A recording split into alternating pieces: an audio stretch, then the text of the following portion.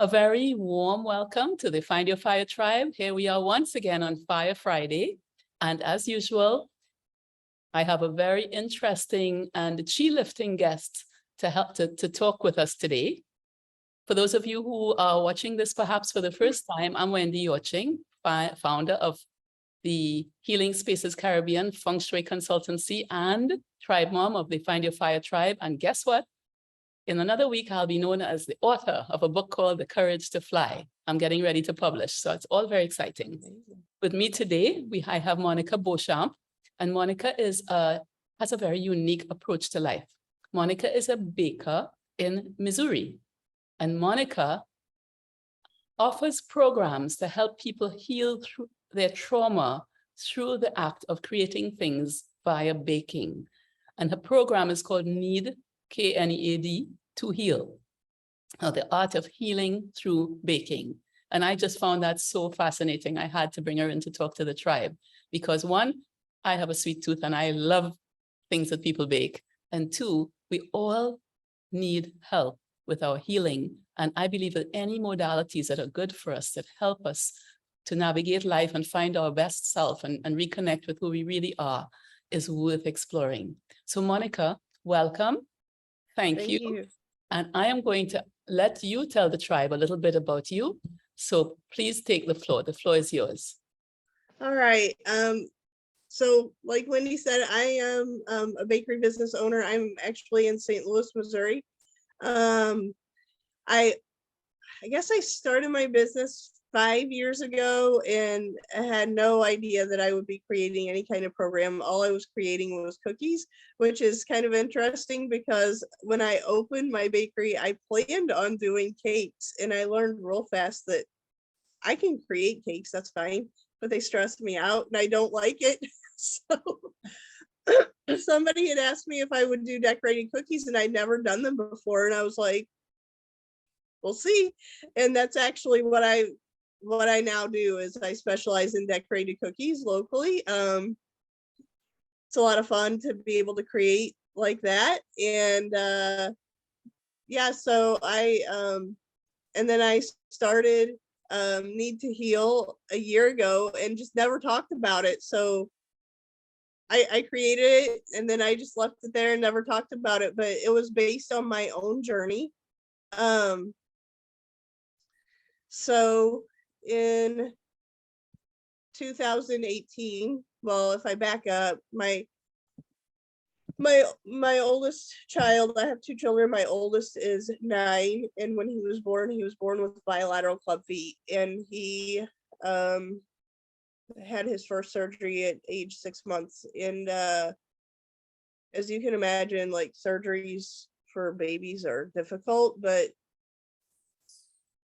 none of his surgeries were really effective. So when he was 5, we switched doctors and he needed very intensive surgery. He actually, just to prepare for the surgery, he was in full leg cast for months. And then at post-surgery, he was still in full leg casts. But post-surgery, he did really well for 2 weeks. And then I sent him back to school in cast because the school was prepared. They'd done a lot of training. It was supposed to be really amazing. The first day back, I received a call that he was bleeding and he needed to go to the hospital. So that kind of started us on this horrible journey. And that was like in the first 17 days of 2018. So we had 3 ER visits. The last one, I got a call from the school and I just knew it was different. Like I could hear in the background, I could hear the panic. And I was at work and I ran out. It was kind of a blur. I got to the hospital and he was unresponsive. Monica, I can see this is very hard for you to talk about. It's still very, very, very sensitive. Yes? Oh, absolutely. Yeah. So yeah, he was unresponsive. He was his hemoglobin was 3.2. He needed a blood transfusion. I mean, we didn't know that at the time. I just knew like he was very pale and he was dying. Like his breathing was labored.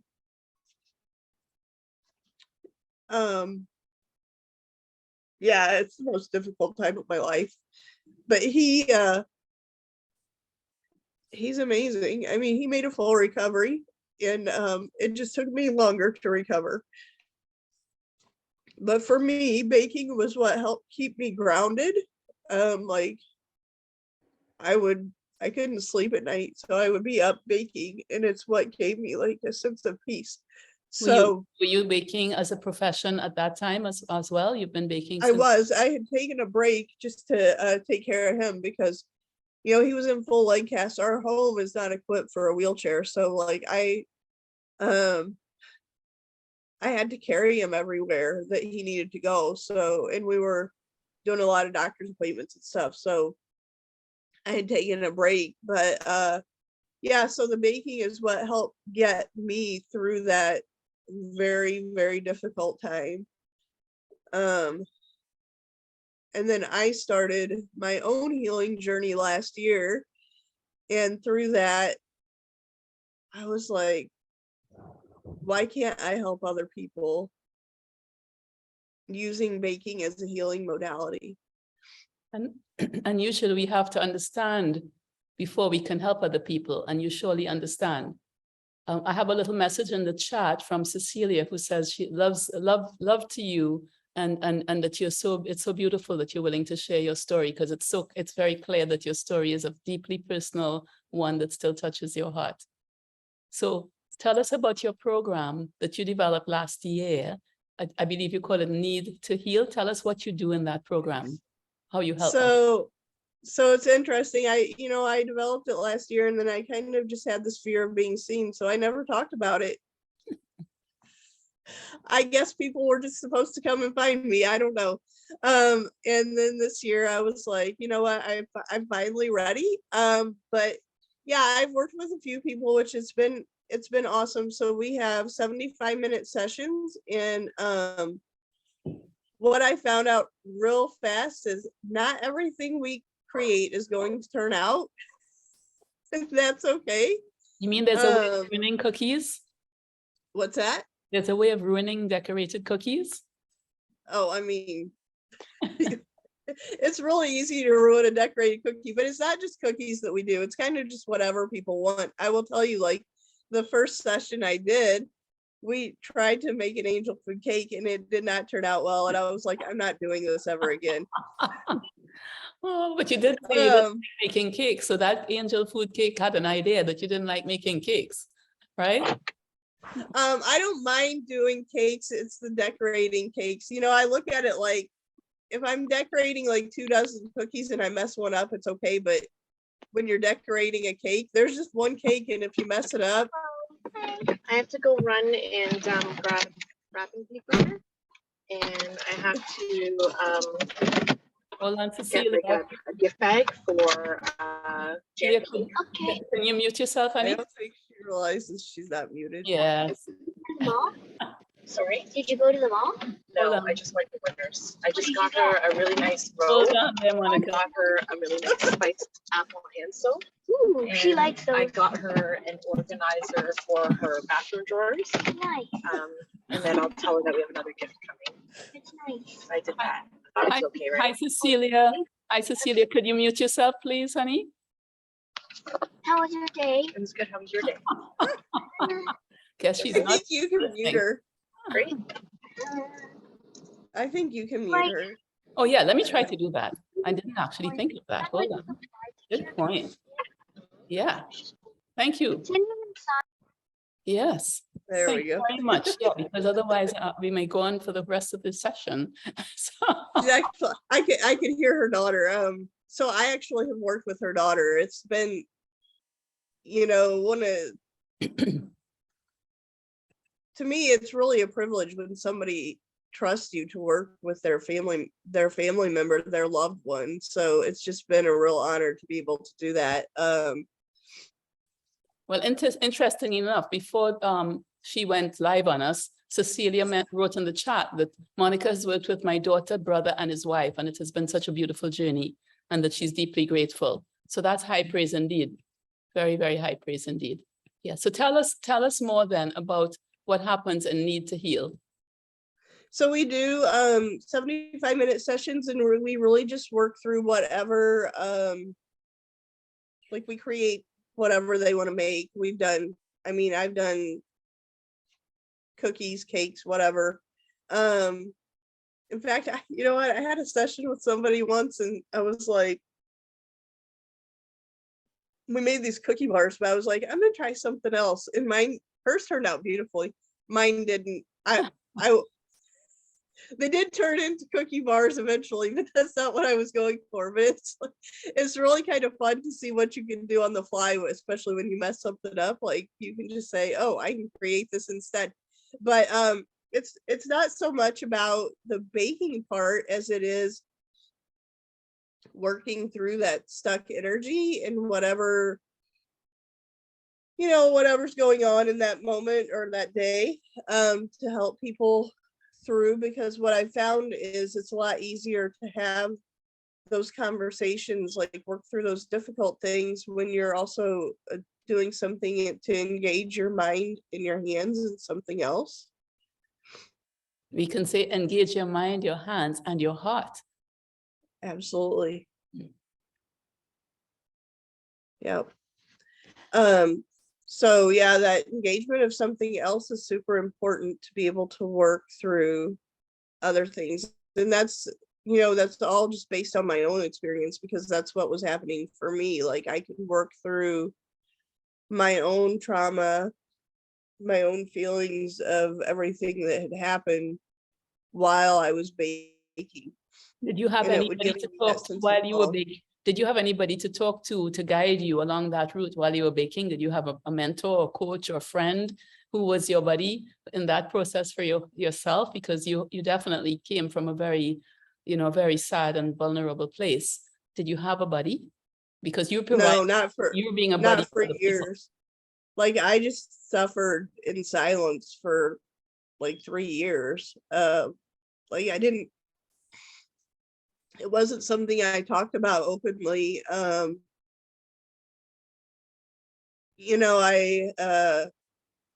missed a lot of work initially because I stayed home with my son to, make sure he was okay.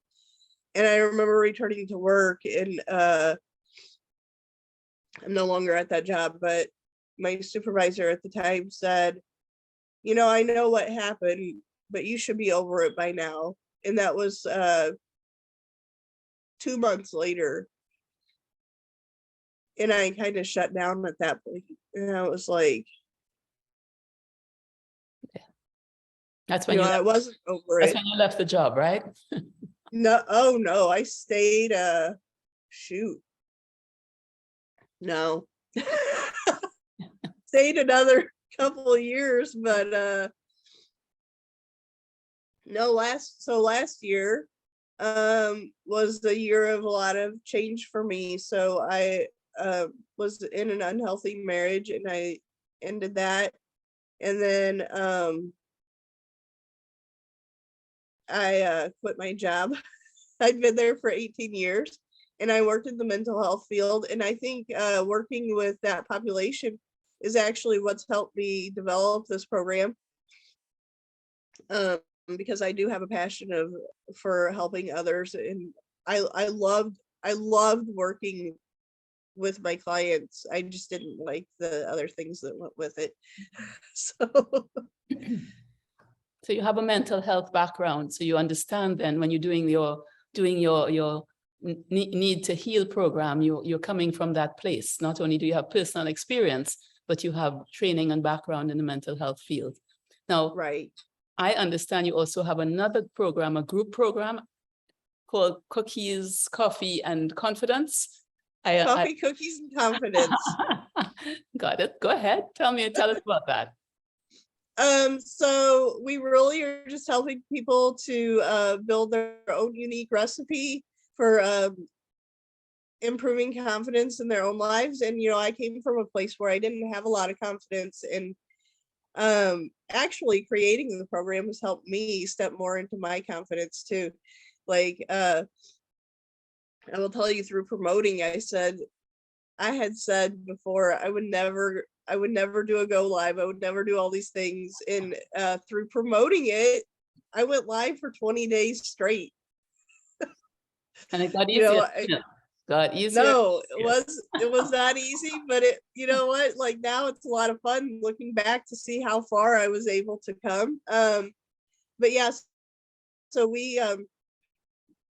I do the healing through baking part with Graham, and then I'm in collaboration with the clarity and confidence coach. And then like we have a group, and every Saturday we have coffee chats and we talk to people about different topics on confidence. It's a lot of fun.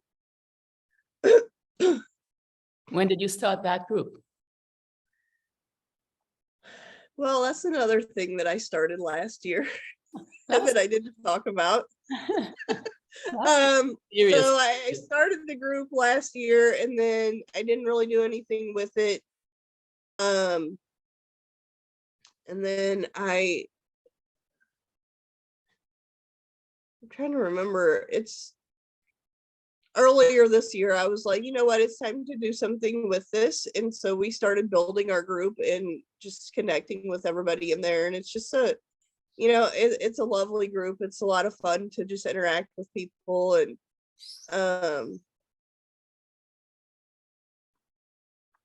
we just we talk about different topics in confidence, and then we launched a 45-day challenge, and then we have some other things that we're working on. We're going to do some 2-hour workshops.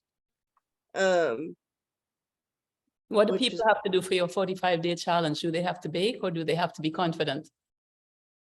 Well, or confidently bake? So the baking part of it would be, I would be walking them through that. So I have the confidence to help them with that, right? That was one area that I didn't lack the confidence in, was the baking, because I've been doing it for a long time, and I recognize it's something that I'm good at, and I love to challenge people with something new. I love to guide them through that. So and then so the 45-day challenge, we have different topics that we talk about, and tips for people to work through things to increase their confidence. So hopefully they learn something new, and then they can improve their confidence as they go. So every day they do something to build their confidence as part of the yes. Yeah. So in the 45 days, 7 of those are live sessions with us. And when I say live, I mean via Zoom, because my partner that I'm working with is in Canada. So and I'm not. So it's all very long distance. And then there's 35 of those sessions that are self-driven, and they work on as they see fit. But is part of it the baking, or no? It's all about yes. Part of it is the baking. So they have to sessions. Part of it is the baking. They have to bake part of the challenge. Yeah. And that would be the challenge for me. Not the confidence. And I hear a lot of people say that, but when you have somebody that can guide you through it, it makes it a lot easier, whether you have experience or not. When did your 45-day challenge begin? Well, we just launched it, and it's actually beginning in a couple of weeks. So. Oh, okay. So that if anybody in the tribe was interested in finding out more, they could consider joining your challenge. It's a free challenge, yes? It is not free. Oh, it's not free. Okay. All right. But if it's a $99 challenge for 45 days. So. Got it. So that if people are interested, they could catch up with you somehow. Is there, could you tell us how they could reach you, Monica? If anybody would like to find out more? No, And going back to your question about whether it's a free challenge, our group is free and we do a lot of different topics in our group. So people are welcome to join that anytime. That group is called Coffee, Cookies, and Confidence. So yeah, people can find me there, or I just my group. I actually had a Knead to Heal group that I closed. Trying to think. I have to get you the official name of the new one because I shortened it. And No worries. You can put it- I actually literally just started it. There's only 5 people in the group, so yeah, okay. Well, when you catch up, I'll invite you to put that information in the chat. So if people want to come and visit your group, they can check it out. Yes. great. Yeah. So Monica, thank you so much. I'm just going to see if anybody has any questions for Monica. Anybody in the Zoom room or on Facebook have any questions for Monica? Feel free to chime in. And I will go back to. I know there's some comments. Let's see the comments. I think we Yes, Cecilia's comment was the last one. Yeah. Juno, Kathleen, would you have anything to ask Monica or anything to say about baking and conversation and confidence? Okay, well, we don't have any questions on the live chat on the Facebook either, Monica. So with that, I will say thank you so much to you for sharing your life with us, and for the people who came to us on Zoom, and for those of you who watch us on Facebook. We appreciate you always. Monica, many, many blessings. Thanks so much. I wish you nothing but success with your thank you so much. Thank you.